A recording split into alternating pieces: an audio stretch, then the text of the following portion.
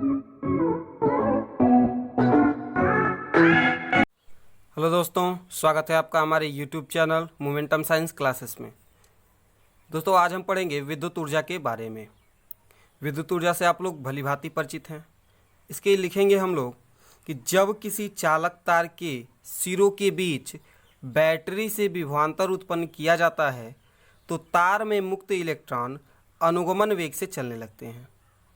जब हम क्या करते हैं, किसी चालक तार के सिरों के बीच बैटरी से विभवांतर उत्पन्न करते हैं तो तार में मुक्त इलेक्ट्रॉन अनुगमन वेग से चलने लगते हैं तथा अनुगमन वेग के विपरीत दिशा में तार में विद्युत धारा बहने लगती है। तो अब जो धारा बहती है वही विद्युत ऊर्जा कहलाती है। जो गति करते हुए इलेक्ट्रॉन होते हैं तार के धनायनों से, जो गति करते हुए इलेक्ट्रॉन होते हैं तार के धनायनों से बार बार टकराते रहते हैं तथा बैटरी से प्राप्त ऊर्जा को धनायनों को स्थानांतरित करते रहते हैं। और इसी प्रकार से जब धनायन की ऊष्मीय गति जो बढ़ जाती है तो तार का ताप बढ़ जाता है और इस प्रकार से जो हम बैटरी से ऊर्जा लेते हैं वो हमारी ऊष्मा में परिवर्तित हो जाती है। जिसके उदाहरण हम लोग बिजली का बल्ब, हीटर, पानी गर्म करने की छड़, बिजली की इस्त्री, ये सभी चीज़ें जो है ये इनके उदाहरण के रूप में हम देख सकते हैं।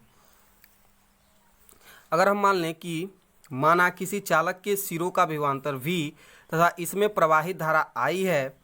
अगर हम मान लें कि किसी चालक के सिरों का विभवांतर V तथा इससे प्रवाहित धारा I है, अतः t सेकंड में तार में प्रवाहित आवेश Q को V विभवांतर पर एक सिरे से दूसरे सिरे तक जाने में, जो उसे एक सिरे से दूसरे सिरे तक ले जाने में जो बैटरी द्वारा कृत कार्य होगा वो W बराबर Q × V के बराबर होगा। और Q बराबर हमें पता है कि देखिए I × T होता है, इसलिए हम लिख सकते हैं W बराबर Q × V और यहाँ पे लिख सकते हैं V और I T। इसे समीकरण 1 कर लेंगे हम। यदि चालक का प्रतिरोध R हो, ध्यान दीजिएगा कि यदि चालक का प्रतिरोध R हो तो V बराबर IR होता है। तो V के जगह पे हम IR रखेंगे, यानी कि V बराबर IR और IT, यानी कि W बराबर हो जाएगा हमारे पास I² RT। इसे समीकरण 2 कर लेंगे। समीकरण 2 में हम I बराबर V बटे R रखें अगर जो, तो W बराबर हो जाएगा V बटे R का स्क्वायर इंटू RT, यानी कि V² बटे R इंटू T। ये हम समीकरण 3 कर सकते हैं। देखिए यहाँ से हमें ये जो तीनों हमने पीले कलर में किया हुआ है, ये तीनों फार्मूले हैं। ये जो कार्य किया जाने वाले कार्य बैटरी द्वारा जो किया गया कृत कार्य होगा उसको ज्ञात करने के लिए हमारा फार्मूला है। हम जानते हैं कि 1 कैलोरी बराबर 4.2 जूल होता है, अतः t समय में उत्पन्न ऊष्मा अगर ज्ञात करनी हो हमें तो Q बराबर जाएगा W बटे 4.2, या फिर हम लिख सकते हैं VIT बटे 4.2, या फिर हम लिख सकते हैं I² RT बटे 4.2, या फिर हो सकता है हमारे पास V² बटे 4.2 R इंटू T कैलोरी। ये ऊष्मा ज्ञात करने के लिए फॉर्मूला है। अगली हेडिंग हमारी होगी विद्युत शक्ति, इलेक्ट्रिक पावर। इसकी परिभाषा हम लिखेंगे, किसी विद्युत परिपथ में ऊर्जा क्षय होने की दर को विद्युत शक्ति कहते हैं। परिभाषा क्या होगी कि किसी विद्युत परिपथ में ऊर्जा क्षय होने की दर को विद्युत शक्ति कहते हैं। यदि परिपथ में t समय में व्यय ऊर्जा W हो तो विद्युत शक्ति P बराबर W बटे T। जब दर नियत हो तब जो है विद्युत शक्ति ज्ञात करना हो तो विद्युत शक्ति बराबर P बराबर W बटे T होता है। यहाँ पर हमने लिखा हुआ दर नियत है। अगर दर परिवर्तित है तो विद्युत शक्ति P बराबर हो जाएगी dW बटे dt। जब यहाँ पे लिखा हुआ है 6 परिवर्तित है, परिवर्ती है। अगली हेडिंग है कि यदि किसी हेडिंग नहीं है, यदि किसी चालक का प्रतिरोध R, ध्यान दीजिएगा कि यदि किसी चालक का प्रतिरोध R, इसके सिरों का विभवांतर V तो इसमें प्रवाहित धारा I हो तो t समय में व्यय विद्युत ऊर्जा P बराबर होती है VI, या इसको हम बराबर लिख सकते हैं I² R, या इसको हम लिख सकते हैं V² बटे R, यानी कि P का मान हम इन 3 फार्मूलों से ज्ञात कर सकते हैं। यदि VI पता हो तो ज्ञात कर सकते हैं, यदि IR पता हो तो ज्ञात कर सकते हैं, यदि VR पता हो तो ज्ञात कर सकते हैं। बात करें अगर इसमें इसके SI मात्रक की, तो विद्युत शक्ति का SI मात्रक वाट होता है। 1 वाट बराबर 1 जूल प्रति सेकेंड होता है। 1 किलोवाट में 1000 वाट होता है, यानी कि 1000 जूल प्रति सेकेंड होता है। और एक आश्रित शक्ति बराबर 746 वाट होता है। अब हम पढ़ेंगे विद्युत उपकरणों के लिए कुछ महत्वपूर्ण बातें जिनमें हमें ध्यान देना चाहिए। पहला पॉइंट है कि अधिक वाटेज के बल्ब का प्रतिरोध कम अधिक वाटेज के बल्ब का प्रतिरोध कम तथा कम वाटेज वाले बल्ब का प्रतिरोध अधिक होता है।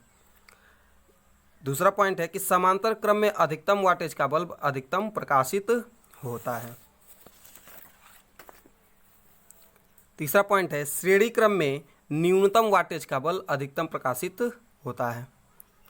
घरों में विद्युत उपकरण समांतर क्रम में लगे होते हैं। घरों में जो विद्युत उपकरण होते हैं हमारे, वो समांतर क्रम में लगे होते हैं।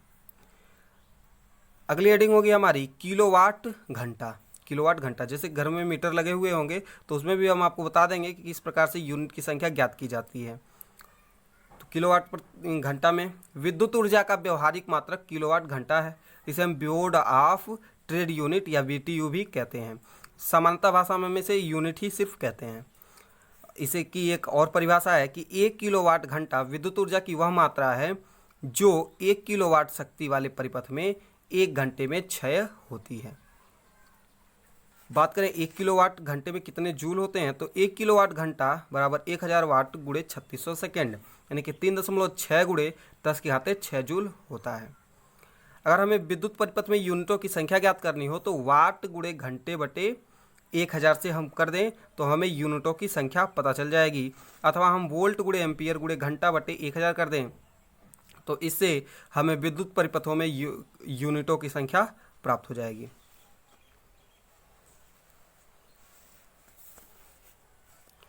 अगली हेडिंग हम पढ़ेंगे वैद्युत cell, electric cell. Electric cell क्या होता है? तो वैद्युत सेल एक ऐसी युक्ति है जो किसी अन्य प्रकार की ऊर्जा को वैद्युत ऊर्जा में बदलती है। वैद्युत सेल एक ऐसी युक्ति है जो कि किसी अन्य प्रकार की ऊर्जा को वैद्युत ऊर्जा में बदल देती है। अगर हम बात करें इसकी रचना की, तो वैद्युत सेल के 2 सिरे होते हैं। वैद्युत सेल के 2 सिरे होते हैं जिनके बीच निश्चित विभवांतर बना रहता है। अधिक विभव वाले सिरे को धन सिरा तथा कम विभव वाले सिरे को ऋण सिरा कहते हैं, और ये कई प्रकार के होते हैं। सबसे पहला प्रकार आता है इसमें वैद्युत रासायनिक सेल, इलेक्ट्रोकेमिकल सेल। इसके बारे में हम लोग केमिस्ट्री में पढ़ रहे हैं इस समय। देखिए, यह सेल रासायनिक ऊर्जा को वैद्युत ऊर्जा में परिवर्तित करता है। छोटा छोटा एग्जाम्पल है कि सिर्फ हमें इसके बारे में, वैद्युत रासायनिक सेल के बारे में ही डिटेल में पढ़ना है। सबके बारे में हमने यहाँ पे उसकी सबका परिभाषा दिखा दिया है आपको कि यह सेल रासायनिक ऊर्जा को वैद्युत ऊर्जा में परिवर्तित कर देता है। यानी कि कोई भी रासायनिक ऊर्जा होती है तो उस रासायनिक ऊर्जा को विद्युत ऊर्जा में परिवर्तित करने के लिए हम वैद्युत रासायनिक सेल का प्रयोग करते हैं। अगली हेडिंग है हमारी फोटो सेल। जो फोटो सेल होता है प्रकाश ऊर्जा को वैद्युत ऊर्जा में परिवर्तित करता है। उसके बाद वाली हमारी हेडिंग है सौर सेल। यह सेल सौर ऊर्जा को वैद्युत ऊर्जा में परिवर्तित कर देता है। उसकी अगली हेडिंग जो है हमारी हेडिंग है वह है ताप युग्म सेल। यह सेल ऊष्मीय ऊर्जा को वैद्युत ऊर्जा में परिवर्तित करता है। इसमें कुछ नोट्स हैं कि वैद्युत रासायनिक सेल के बाह्य परिपथ में वैद्युत धारा धन इलेक्ट्रोड से ऋण इलेक्ट्रोड की ओर तथा सेल के भीतर विद्युत अपघट्य में धारा ऋण इलेक्ट्रोड से धन इलेक्ट्रोड की ओर बहती है। इसके पूरा जो जानकारी है, इसके बारे में जो पूरी जानकारी है इलेक्ट्रोडों के बारे में, इसको हमने आपको केमिस्ट्री वाले में और अधिक अच्छे से समझाया हुआ है। क्योंकि इसमें हमारा ये डीप इसमें नहीं पढ़ना है, इसलिए हमने इसमें नहीं समझाया। केमिस्ट्री वाले जो चैप्टर 3 का हम लोग पढ़ रहे हैं उसमें जो पार्ट 4 है उसमें हमने आपको खूब डिटेल में समझाया हुआ है। तो उस वीडियो को आप लोग देख लीजिएगा तो उसमें और अच्छे से समझ में आ जाएगा। जो वैद्युत रासायनिक सेल होते हैं वो 2 प्रकार के होते हैं। पहला होता है प्राथमिक सेल, दूसरा होता है द्वितीयक सेल। प्राथमिक सेल की परिभाषा है कि वे सेल जिनमें होने वाली रासायनिक क्रिया अनुत्क्रमणीय होती है। उत्क्रमणीय और अनुत्क्रमणीय अभिक्रिया के बारे में आप लोग जानते होंगे। तो वे सेल जिनमें होने वाली रासायनिक क्रिया अनुत्क्रमणीय होती है प्राथमिक सेल कहलाती है। इन्हें एक बार निरावेशित होने के बाद पुनः आवेशित नहीं किया जा सकता है। मतलब एक बार डिस्चार्ज हो जाएंगे तो फिर इसे चार्ज नहीं किया जा सकता है। इसके उदाहरण हैं डेनियल सेल, लेक्लांसे सेल और सुक्स सेल आदि। अगली जो हेडिंग है हमारी वो है द्वितीयक सेल। वे सेल जिनमें होने वाली रासायनिक अभिक्रिया उत्क्रमणीय होती है द्वितीयक सेल कहलाती है।